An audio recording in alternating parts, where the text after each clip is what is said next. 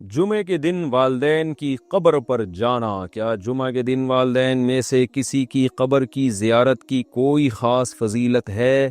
ارسلان صاحب راولپنڈی سے۔ نہیں جناب، لوگ آج کل جمعے کے دن یا عید کے دن قبرستان جا رہے ہوتے ہیں، اس کی کوئی حیثیت نہیں ہے۔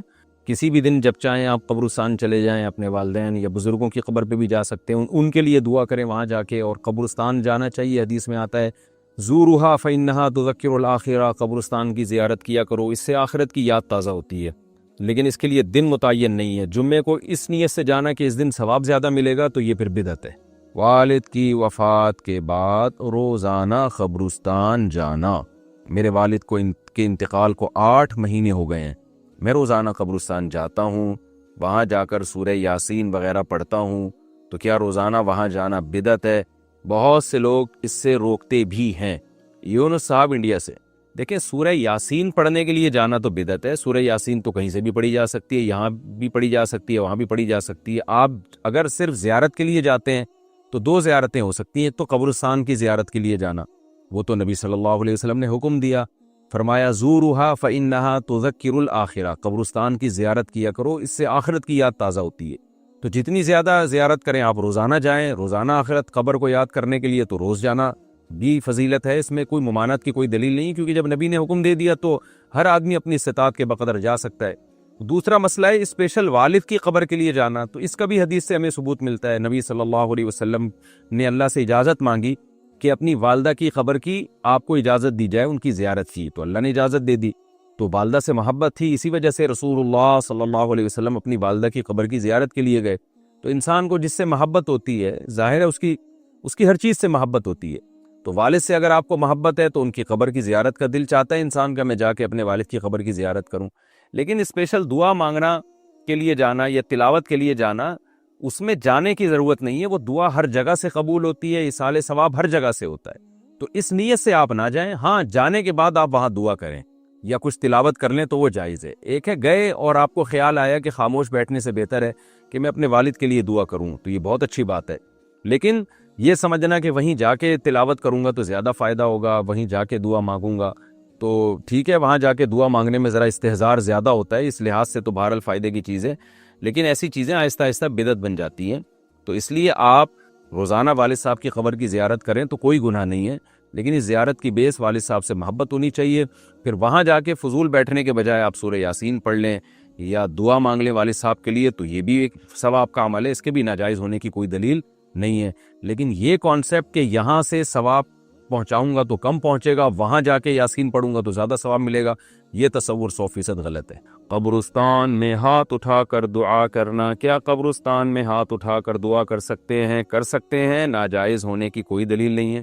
البتہ جہاں یہ خطرہ ہو، شرک کا وہم ہو، جیسے کوئی مزار ہے یا ایسا قبرستان ہے جہاں لوگ مردوں سے دعائیں مانگتے ہیں، وہاں آپ بھی ہاتھ اٹھا کے دعا مانگو گے تو یہ وہم ہو سکتا ہے کہ آپ بھی قبر سے مانگ رہے ہو۔ تو ایسی وہم والی جگہوں پہ بہتر یہی ہے کہ ہاتھ اٹھا کے دعا نہ مانگی جائے، تاکہ شرک کا دروازہ نہ کھلے اور لوگ آپ کے بارے میں بدگمان نہ ہو۔ لیکن جہاں ایسا نہیں ہے، جیسے سعودی عرب میں تو اس کا تصور نہیں ہے کوئی قبر سے مانگ رہا ہو، تو وہاں اللہ کا فضل ہے کہ یہ قبر پرستی نہیں ہے وہاں، جیسے ہمارے انڈیا پاکستان میں جو بدعتیوں نے شروع کی ہوئی ہے۔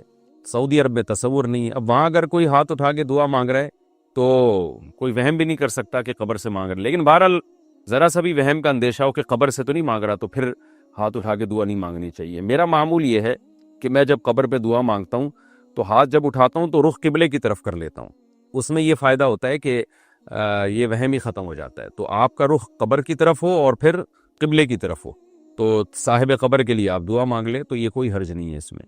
جنازے کے سامنے قرآن پڑھنے کی حقیقت، جنازے کے سامنے جو لوگ قرآن پڑھتے ہیں یا سورہ یاسین پڑھتے ہیں، کیا یہ عمل حدیث سے ثابت ہے یا بدعت ہے؟ عبدالصمد صاحب نے انڈیا سے پوچھا ہے۔ جنازے کے سامنے اسپیشل جنازے کی وجہ سے قرآن پڑھنا یا سورہ یاسین پڑھنا میرے علم میں ایسی کوئی حدیث نہیں ہے۔ تو اور جب تک جنازے کو نہلایا نہ گیا ہو تو اس کے سامنے تلاوت کرنے کو فقہاء نے غلط لکھا ہے، ناجائز لکھا ہے۔ تو جب تک جنازے کو نہلایا نہ جائے تو پھر نہلانے کے بعد آپ اس کے سامنے قرآن پڑھ سکتے ہیں، لیکن کوئی سنت عمل نہیں ہے۔ ہوتا یہ ہے کہ جب جنازے کو نہلا کے لایا جاتا ہے، گھر میں رکھا جاتا ہے، تو جب تک یعنی نماز جنازہ کے لیے لوگ جمع نہیں ہوتے، میت کو گھر میں رکھا جاتا ہے، تو اس دوران علماء یہ کہتے ہیں کہ اس کے پاس بیٹھ کے قرآن کی تلاوت کریں. وہ اس لیے کہتے ہیں کہ ورنہ اگر تلاوت نہیں کریں گے تو ادھر ادھر کی فضول باتیں کرنا شروع کر دیں گے لوگ, غیبتیں بھی شروع کر دیتے ہیں. ہم جنازہ رکھا ہوا ہے تو بہتر ہے نا کہ اللہ کو یاد کیا جائے, اللہ کا ذکر کیا جائے, آخرت کی یاد کو تازہ کیا جائے. تو علماء اس لیے کہتے ہیں کہ وہاں بیٹھ کے قرآن پڑھ لو, یا سورہ اخلاص پڑھ لو, سورہ یاسین پڑھ لو, کوئی بھی سورت پڑھ لو, تاکہ آپ فضول چیزوں میں اپنا ٹائم برباد نہ کریں. اس وجہ سے کہا جاتا ہے. اور اس میں پھر جنازے کے میت کے اصالہ ثواب کی نیت بھی کی جا سکتی ہے, کیونکہ اس میں بہرحال فقہا کا اختلاف ہے کہ میت کے لیے قرآن پڑھنا جائز ہے یا نہیں ہے.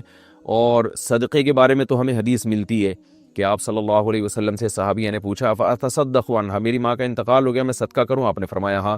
تو جمہور علماء نے اس سے استدلال کیا کہ جب صدقہ بھی ایک نیکی ہے تو وہ نیکی پہنچائی جا سکتی ہے میت کو, تو اس میں ایک علامت بیان کی ہے کہ کوئی بھی نیک عمل پہنچایا جا سکتا ہے. تو قرآن کی تلاوت بھی نیک عمل ہے. بعض فقہا کہتے ہیں کہ نہیں, صدقہ تو جائز ہے کیونکہ حدیث میں صدقے کا ذکر ہے, تلاوت کا ذکر نہیں ہے, لہذا تلاوت جائز نہیں. تو اختلاف رائے ہے اس میں. بر صغیر میں چونکہ فقہ حنفی کو فالو کیا جاتا ہے, اور میری رائے میں فقہ حنفی کی دلیل بہت مضبوط ہے, کیونکہ احادیث میں آپ صلی اللہ علیہ وسلم نے ہمیشہ اصول یہ رہا ہے کہ جزئیے کے ضمن میں کلیات سکھائے جاتے ہیں. جیسے قرآن میں آتا ہے نا, لا تقل لہما اف, ماں باپ کو اف مت کرو, تو یہ ایک مثال ہے, مطلب یہ کہ تکلیف نہ دو. تو اسی طرح جو حدیث میں آتا ہے صدقہ کر سکتے ہو میت کے لیے, تو ایک مثال ہے, مطلب یہ کہ کوئی بھی نیکی کی جا سکتی ہے. اور دوسری بات یہ کہ حنفیہ کا جو قول ہے نا, اس میں ذرا وسعت زیادہ ہے. اللہ کی رحمت کو آپ پھیلا دیتے ہیں کہ بھئی اگر میت کے لیے تلاوت بھی جائز ہونے کا ہم فتویٰ دیں گے تو اس سے اس بہانے لوگ تلاوت کریں گے, ثواب حاصل کریں گے, اور اللہ سے امید ہے کہ اللہ اس میت کو ثواب پہنچائے گا. تو اچھا ہے نا, اللہ کی رحمت سے اچھی امیدیں لگائیں. تو ویسے بھی شریعت کا مزاج ہے کہ جس چیز میں رحمت والا عنصر غالب ہو اس قول پہ آپ کو فتویٰ دینا چاہیے. یہ ہماری رائے ہے. اگر کوئی اس سے اختلاف کرتا ہے تو وہ اس کا اپنا مسئلہ ہے. تو اس لیے جنازے کے پاس قرآن پڑھنا الگ سے کوئی اس کی فضیلت ہمارے علم میں نہیں ہے حدیث میں, لیکن کہا اس لیے جاتا ہے کہ وہاں بیٹھ کے ادھر ادھر کی باتیں کرنے سے بہتر ہے کہ آپ قرآن پڑھ لیں. البتہ قرآن خوانی میت کے لیے یہ جائز نہیں ہے, کیونکہ قرآن خوانی کو کہتے ہیں کہ لوگوں کو قرآن پڑھنے کے لیے جمع کرنا. تو قرآن پڑھنے کے لیے جو جمع ہے نا, تو اجتماعی عمل کے لیے ثبوت ضروری ہے. یہ خوب ذہن میں رکھے. جیسے آپ اپنے طور پر 2 نفل کبھی بھی پڑھ لیں, جائز ہے, لیکن اگر آپ لاؤڈ سپیکر میں اعلان کرتے ہو, یا کارڈ چھپواتے ہو, یا منادی کراتے ہو, آؤ میں اشراق کے 2 نوافل پڑھ رہا ہوں, تمام حضرات سے گزارش ہے کہ مسجد میں آ جائیں, اب یہ اجتماعی عمل بن گیا, یہ بدعت ہو جائے گا.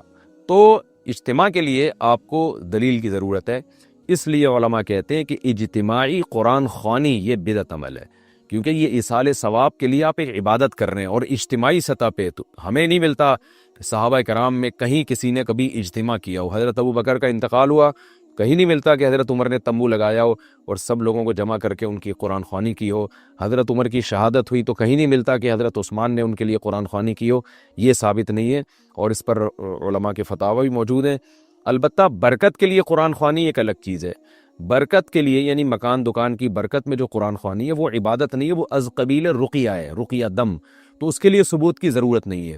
لیکن بہرحال بعض علماء اس کو بھی بدعت اس لیے کہتے ہیں, بدعت تو نہیں یعنی بدعت کی تائید کا ذریعہ بنتی ہے. تو بعض علماء کہتے ہیں کہ اس زمانے میں برکت کے لیے بھی قرآن خوانی نہیں کرنی چاہیے, بلکہ برکت کے لیے گھر کے اپنے لوگ مل کے قرآن پڑھ لیں, یا نماز پڑھ لیں, یا دعا مانگ لیں. لیکن بہرحال اگر کوئی برکت کے لیے قرآن خوانی کرواتا بھی ہے تو اس کی بہرحال گنجائش موجود ہے. احتیاط اسی میں ہے کہ اس کو ترک کیا جائے, کیونکہ لوگ ایصال ثواب اور برکت والی قرآن خوانی میں فرق محسوس نہیں کرتے, تو وہ دونوں کو ایک ہی سمجھتے ہیں. اس سے پھر بدعت کی تائید ہوتی ہے. یخشونا, ڈرو سے. سوال پیدا ہوتا ہے جو پالنے والا ہوتا ہے وہ کوئی ڈرنے کی چیز تھوڑی ہوتا ہے. ارے بھائی, جو آپ کا ماں باپ پالتے ہیں تو ماں باپ سے ڈرا جاتا ہے یا محبت کی جاتی ہے؟ ابا کہتے ہیں مجھ سے ڈرو بس. کہیں گے ابا کیوں, آپ کیا چنگیز خان کی اولاد ہو جو آپ مجھے کہہ رہے ہو کہ مجھ سے ڈرو؟ امی کہہ رہی ہے بیٹا مجھ سے ڈرو. کیوں امی, آپ کے سر پہ سینگ لگے ہوئے ہیں, ہے بھائی کیوں ڈروں؟ تو اب یہی سوال ہم اللہ سے کرتے ہیں یا علماء سے کرتے ہیں جو قرآن زیادہ جانتے ہیں کہ بھئی اللہ سے کیوں ڈریں. تو علماء نے لکھا ہے یہ مجاز بحرف مضاف ہے. تھوڑی گاڑی اصطلاح ہے, اس کو میں آسان کر کے سمجھاتا ہوں پھر بیان ختم کرتا ہوں. مجاز بحرف مضاف کہتے ہیں کہ ہم کلام میں بہت سے ایسے الفاظ استعمال کرتے ہیں جن میں ان شارٹ ہم بات کرتے ہیں. ایک لفظ کیا ہوتا ہے معذور, جیسے میں نے بھی کہا نا کہ آپ گاڑی کوئی غلط پارک کرے تو ہوا نکال دیں, ان کی ہوا نکال دیں. تو ان کی کا مطلب کیا, ان کی گاڑی کی. تو ان شارٹ کیا کہہ دیا, ان کی. حالانکہ ان کی ہوا نکلی تو ان کا وضو ٹوٹ جائے گا اور کچھ بھی نہیں ہوگا.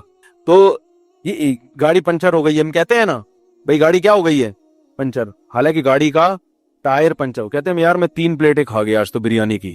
अरे तू बिरयानी की प्लेटें क्यों खा गया? जो खाने की चीज थी वो तूने खाई नहीं, प्लेटें खा गया। तो क्या मतलब है उसका भाई? प्लेटें का मतलब क्या है कि प्लेटों में जो बिरयानी, लेकिन इतनी तफसील में कि प्लेटों के अंदर जो बिरयानी थी वो मैं खा गया, ये इंसान के पागल होने की अलामत। के भाई सामने सब समझदार हैं, उनको पता है कि प्लेट नहीं खाई जाती, प्लेट तो एक पैमाना है ये बताने के लिए कि इतनी खाई है, तो वो प्लेट का नाम ले लेता है, भाई प्लेट खा गया, यानी इतनी बिरयानी जितनी एक प्लेट में आ जाती है। तो इसी तरह याद रखो, कुरान में जहां भी आता है अल्लाह से डरो, अल्लाह से डरते हैं, तो मुराद अल्लाह की नाफरमानी से बचना, अल्लाह की नाफरमानी से और अल्लाह के अजाब से डरना। क्योंकि ऐसा महबूब और ऐसा पालने वाला जिसके इतने एहसानात हों, असल तो यही है कि उससे मोहब्बत करो, लेकिन ऐसे की नाफरमानी फिर छोटा जुर्म नहीं है, ये मोहब्बत के तकाजों के खिलाफ है। तो चूंकि जिसको मोहब्बत बहुत हो, जिसके एहसानात ज्यादा हों, उसकी नाफरमानी करना फिर जुर्म भी ज्यादा है। आप किसी पड़ोसी की नाफरमानी करें इतना जुर्म नहीं है, अब्बा की नाफरमानी करेंगे तो जुर्म की नौयत बढ़ जाएगी। वही नाफरमानी, तभी तो ये गैर मुस्लिम कहते हैं जुर्म कर लिया तो जहन्नम की आग क्यों है भाई? कत्ल कर लिया तो क़यामत में कुरान में क्या आता है? जहन्नम की आग में सदियों तक जलता रहेगा कातिल। सवाल पैदा होता है भाई, कत्ल कर लिया तो एक जुर्म किया तो उसका सजा क्या होनी चाहिए? उसको भी कत्ल कर दो, तो अल्लाह ताला उसको भी क़यामत में जिंदगी दे, कत्ल कर दे, या कोई ऐसी सजा दे खत्म कर दे। इतना अरसा क्यों जलेगा? बात यह है कि जिसकी नाफरमानी की जाती है ना, जिसकी, उससे जुर्म की संगीनियत बढ़ती भी है और कम भी होती है। देखो आपके पड़ोस में कोई साहब रहते हैं, आप चलते हुए जा रहे थे, उन्होंने कहा यार बेटा जरा कूलर से पानी निकाल के देना, आपने कहा अंकल मुझे देर हो रही है मैं जा रहा हूँ, चले गए आप। ये भी गलती है, अखलाकियात के खिलाफ है। लोग कहेंगे यार बड़ा बुरा आदमी, अच्छा नहीं किया, लेकिन वही आपके वालिद मोहतरम है, कह रहे बेटा मैं प्यासा हूँ, पहले मुझे पानी पिला दो, फिर अंडे लेने चले जाना, दही लेने चले। हम तो वही जो सारा दिन में करता हूँ वो मिसालें भी वही आ रही होती हैं, फिर आप चले जाना अंडे लेने के लिए। तो अब आप कहेंगे तब मुर्गियां पाली हुई, तो अंडे लेने क्यों जा रहे हो? वो मुर्गियां ज़बा कर दी मैंने, क्योंकि मैंने मुर्गे को थोड़ा सा गोश्त खिला दिया था, मुझे तजर्बा नहीं था, तो वो मुझे ही खाना शुरू कर दिया उसने।